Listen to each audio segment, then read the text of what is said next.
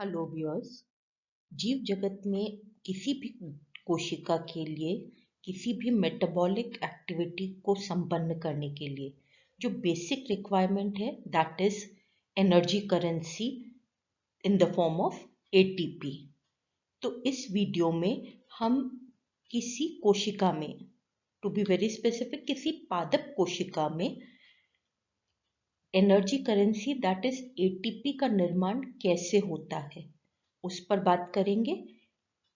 जंतु कोशिका में और पादप कोशिका में जो मूलभूत अंतर है वो ये है कि जंतु कोशिका में यह प्रक्रिया सिर्फ माइटोकॉन्ड्रिया में संपन्न होती है, जबकि पादप कोशिका में यह माइटोकॉन्ड्रिया और अपने क्लोरोप्लास्ट दोनों में ही इसी प्रक्रिया के द्वारा एटीपी का निर्माण होता है।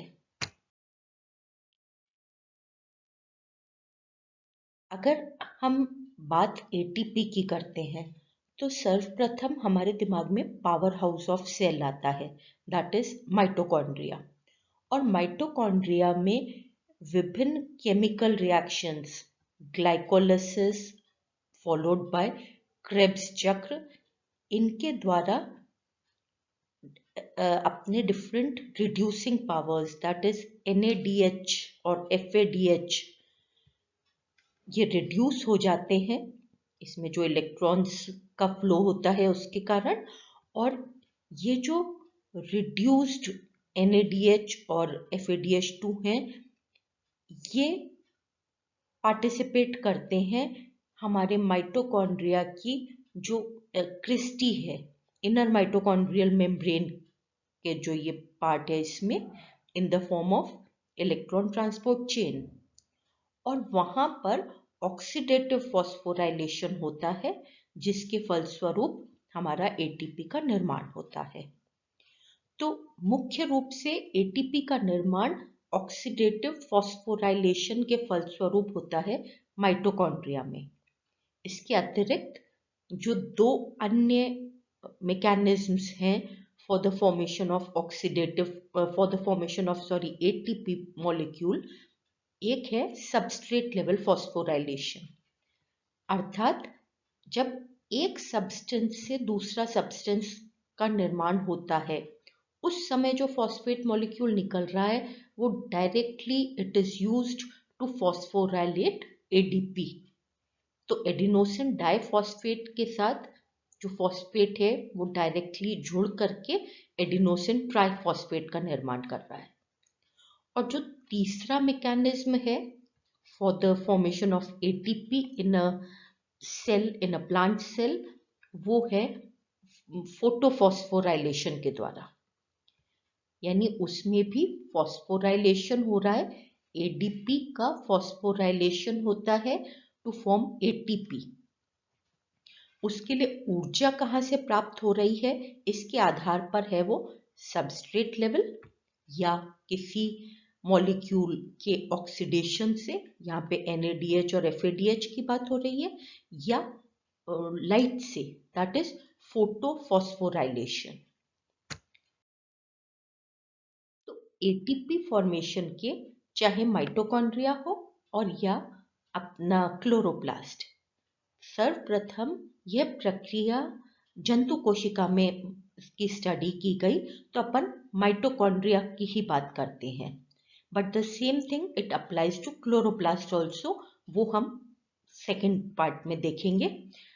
पर माइटोकॉन्ड्रिया में जो प्रपोज्ड मैकेनिज्म्स हैं, how ATP is formed, how this phosphorylation of ADP takes place resulting in the formation of ATP, तो इसके तीन मैकेनिज्म प्रपोज किए गए।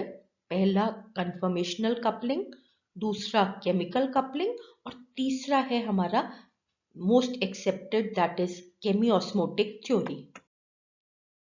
कन्फर्मेशनल कपलिंग के हिसाब से जो थाइलेकॉइड मेम्ब्रेन्स हैं, चाहे माइटोकॉन्ड्रिया की हो चाहे क्लोरोप्लास्ट की, उनमें कुछ संरचनात्मक परिवर्तन होते हैं और उन मेम्ब्रेन्स में होने वाले संरचनात्मक परिवर्तनों के फलस्वरूप certain high energy states are produced। और इन हाई एनर्जी स्टेट्स जब वापस से अपनी ग्राउंड स्टेट कन्फर्मेशन में जाते हैं, तो कन्फर्मेशन का मतलब है बनावट या रचना। तो जब ये हाई एनर्जी स्टेट से वापस अपनी ओरिजिनल बनावट या रचना पे जाते हैं, उस समय जो एनर्जी रिलीज होती है उसका उपयोग होता है एटीपी निर्माण में। ये कहा गया था इन the form of conformational coupling theory. लेकिन इसके बहुत ज़्यादा इसके फेवर में हमको प्रूफ्स नहीं मिले। So second theory was chemical coupling theory.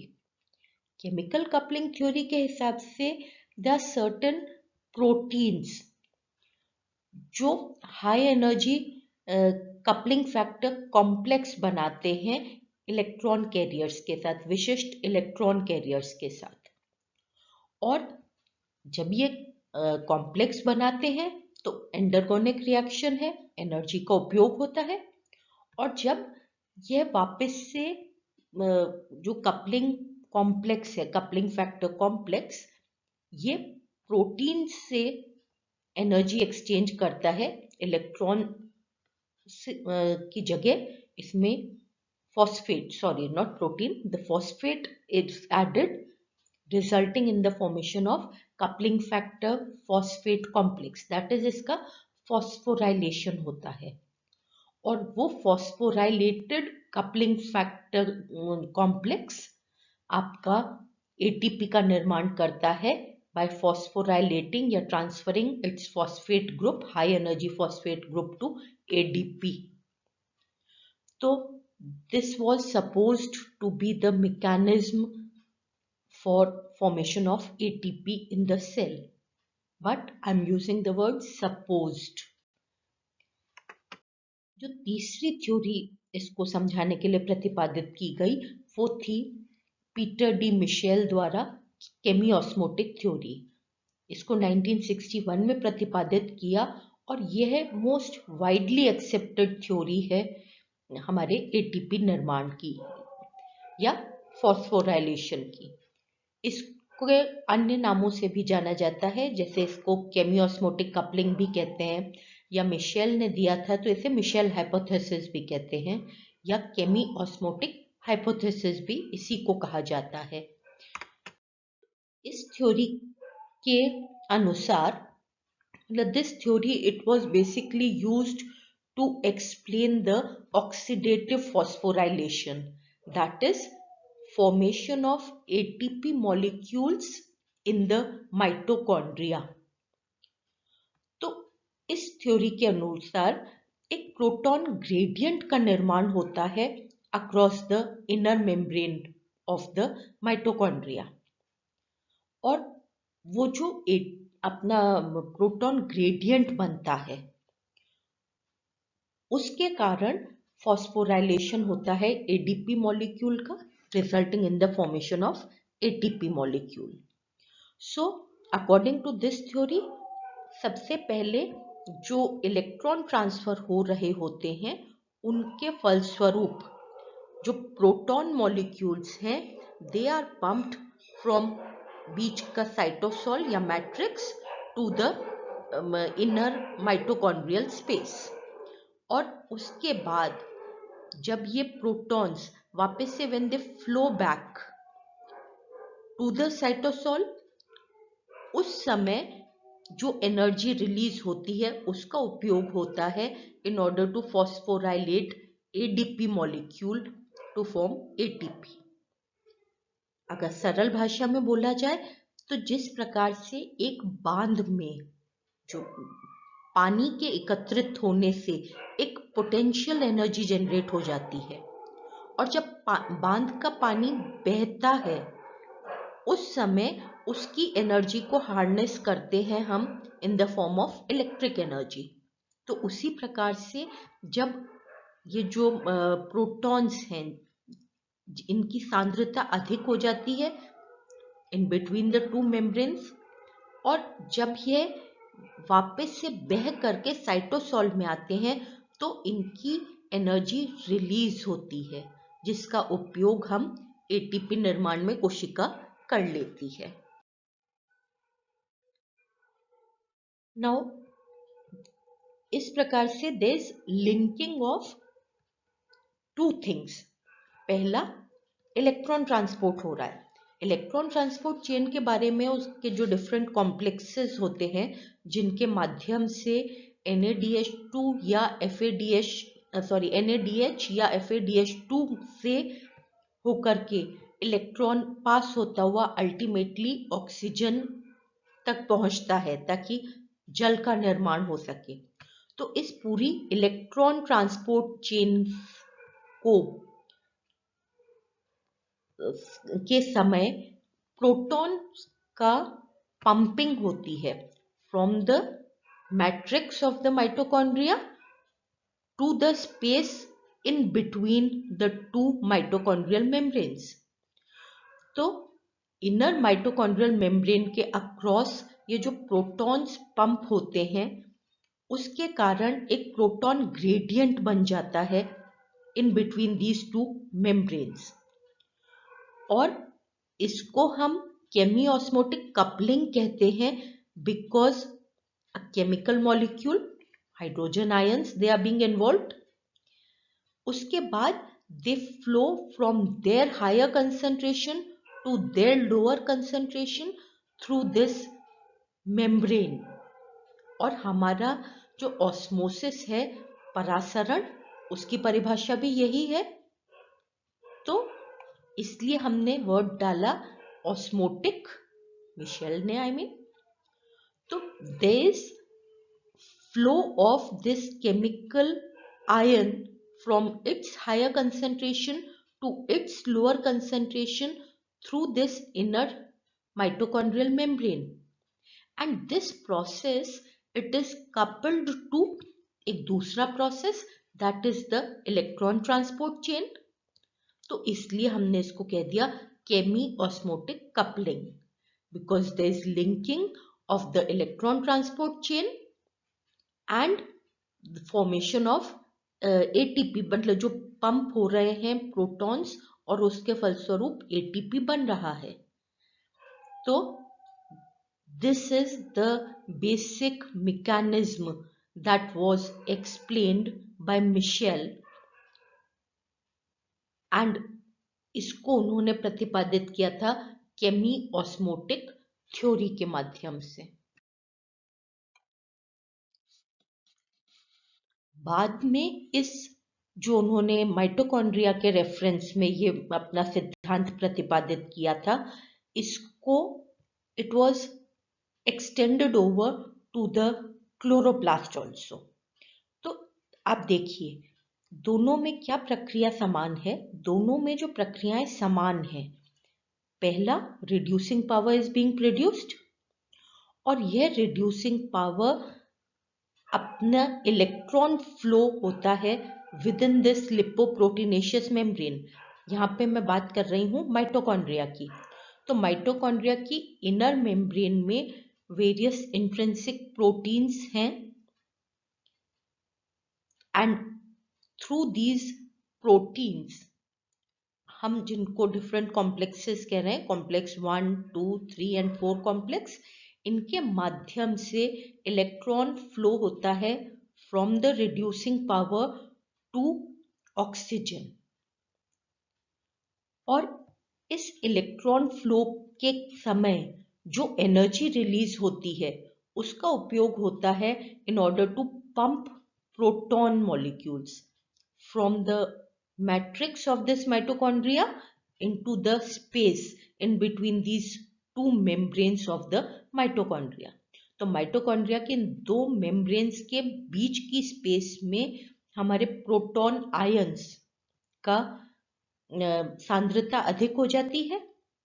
Proton ions है का मतलब एक तो चार्ज्ड आयंस है, तो आपका इलेक्ट्रिक ग्रेडियंट बनेगा, आयंस का ग्रेडियंट, और दूसरा ये केमिकल मॉलिक्यूल है, हाइड्रोजन है। तो अपन कहते हैं electrochemical gradient is generated in protons के यहाँ पे इकट्ठा होने के कारण। और ये इकट्ठे क्यों हो रहे हैं? ये इकट्ठे इसलिए हो रहे हैं क्योंकि हमारी जो इनर माइटोकॉन्ड्रियल मेम्ब्रेन है वो अपारगम्य है इम्परमिएबल है for these ions. In ions को इस स्पेस में से निकलने के जो पॉइंट हैं वो सिर्फ कॉम्प्लेक्स 5 या एटीपीएस कॉम्प्लेक्स है। इस एटीपीएस कॉम्प्लेक्स में से हो करके यह प्रोटॉन्स बाहर निकल करके वापस मैट्रिक्स में आ सकते हैं। तो जब ये सब प्रोटॉन्स इसमें से फ्लो करते हैं उस समय इनकी जो एनर्जी है, energy generated because of the concentration in between these two membranes, तो वो जो इलेक्ट्रोकेमिकल ग्रेडियंट है, इलेक्ट्रोकेमिकल पोटेंशियल है, वो रिलीज होता है when they flow down through this ATPase complex या F0 F1 कॉम्प्लेक्स। और वो जो एनर्जी निकल रही है उसका उपयोग होता है for the phosphorylation of ADP molecule in order to form ATP. तो इस प्रकार से यह फॉस्फोराइलेशन हो रहा है, और यह फॉस्फोराइलेशन हो रहा है because of the oxidation of the reducing power. इसलिए इस फॉस्फोराइलेशन के लिए प्रयुक्त ऊर्जा हमें प्राप्त हो रही है इन मॉलिक्यूल्स के ऑक्सीडेशन से। तो इसको हम कहते हैं ऑक्सीडेटिव फॉस्फोराइलेशन। और इसका ये जो मैकेनिज्म है दैट इज केमी-ऑस्मोटिक थ्योरी। तो chemiosmotic theory basically explains the mechanism of phosphorylation in the mitochondria, क्योंकि यहाँ पे केमिकल वो हो रहा है at the time of oxidative phosphorylation. और इस केमी-ऑस्मोटिक थ्योरी के ही माध्यम से हम फोटोफॉस्फोराइलेशन के दौरान, यानी हमारा जो लाइट रिएक्शन है उसके समय में भी जो एटीपी का निर्माण होता है उसको भी एक्सप्लेन कर सकते हैं, क्योंकि उस समय ये मेम्ब्रेन, जो इनर मेम्ब्रेन है, ये लैमेली की होती है, क्लोरोप्लास्ट की मेम्ब्रेन्स होती हैं, और उन मेम्ब्रेन्स में इलेक्ट्रॉन फ्लो करता है जिसको हमने जेड स्कीम के रूप में पढ़ा हुआ है। और इस इलेक्ट्रॉन फ्लो के समय जो ऊर्जा रिलीज हो रही है उसके सहायता से प्रोटॉन पंप होते हैं from the stroma to the inner mitochondrial membrane, मतलब to the space between the जो अपने लैमेली हैं उनके मध्य। तो वहां पर प्रोटॉन ग्रेडियंट डेवलप हो जाता है, और वे भी जब एटीपीएस कॉम्प्लेक्स से फ्लो करके वापस से अपने मैट्रिक्स में आते हैं, क्लोरोप्लास्ट मैट्रिक्स में, उस समय एटीपी का निर्माण होता है। वहां पे फॉस्फोराइलेशन के लिए, यानी एडीपी से एटीपी बनने के लिए जो ऊर्जा हमें मिल रही है उसका अल्टीमेट सोर्स है सौर ऊर्जा, क्योंकि सौर ऊर्जा के ही कारण हमारा ये इनिशियली इलेक्ट्रॉन एक्साइट हो रहा है। तो इस इलेक्ट्रॉन को ultimate source of energy in case of chloroplast is the light energy, इसलिए हम उसको कहते हैं फोटोफॉस्फोराइलेशन। तो जो सोर्स ऑफ एनर्जी है फॉस्फोराइलेशन के लिए वो भिन्न है, एक में ऑक्सीडेशन ऑफ रिड्यूसिंग पावर और दूसरे में लाइट एनर्जी। इसलिए एक होता है ऑक्सीडेटिव फॉस्फोराइलेशन और दूसरा हो जाएगा आपका फोटोफॉस्फोराइलेशन। बाकी mechanism it is the same, that is the chemiosmotic mechanism. तो एक बार वापस से देख लेते हैं कि केमी-ऑस्मोटिक मैकेनिज्म के समय में ये जो रिड्यूसिंग पावर्स हैं इनसे इलेक्ट्रॉन फ्लो करता है through the various complexes present in the inner mitochondrial membrane, और इन इलेक्ट्रॉन फ्लो के फलस्वरूप जो ऊर्जा रिलीज हो रही है उस ऊर्जा की सहायता से प्रोटॉन्स का मूवमेंट होता है from the mitochondrial stroma to the space in दोनों मेम्ब्रेन्स ऑफ माइटोकॉन्ड्रिया के बीच में, जिसके फलस्वरूप in electrically charged that is ionic form में जो हमारा हाइड्रोजन है, हाइड्रोजन आयंस हैं, इसकी सांद्रता बढ़ जाती है और इस बढ़ी हुई सांद्रता के कारण energized a gradient, electrochemical gradient is generated इन दोनों मेम्ब्रेन्स के मध्य। तो इसलिए जब ये प्रोटॉन्स F0 F1 कॉम्प्लेक्स के माध्यम से वापस मैट्रिक्स में फ्लो करते हैं, उस समय इनकी एनर्जी रिलीज होती है। The potential energy is converted to kinetic energy, mechanical energy, and that kinetic energy is used for the phosphorylation of ADP molecule, resulting in the formation of high energy currency that is ATP। तो यह theory प्रतिपादित की थी Mitchell ने in the form of chemiosmotic theory या Mitchell hypothesis.